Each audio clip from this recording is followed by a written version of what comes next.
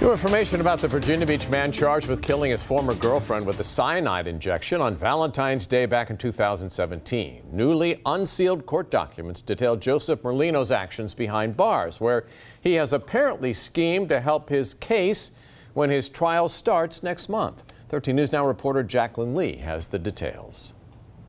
Letters written in code, creating fake chat logs to help his defense, even talks about using a hitman. Joseph Merlino was busy behind bars, according to these court documents.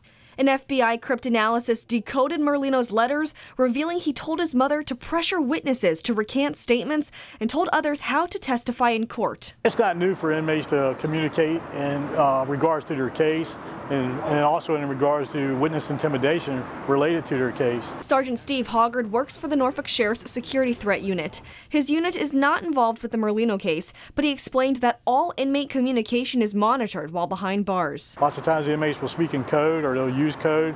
It's our job to monitor their activity and to stay educated on the codes they use, and oftentimes we know what codes they're using and they don't know what we know. Documents also say Merlino told another inmate about using a hitman and then had that inmate communicate with others using letters and phone calls. Merlino set up a P.O. box in Norfolk to share documents. According to the Virginia Beach Commonwealth's Attorney's Office, no additional charges have been filed against Merlino. Jacqueline Lee, 13 News Now.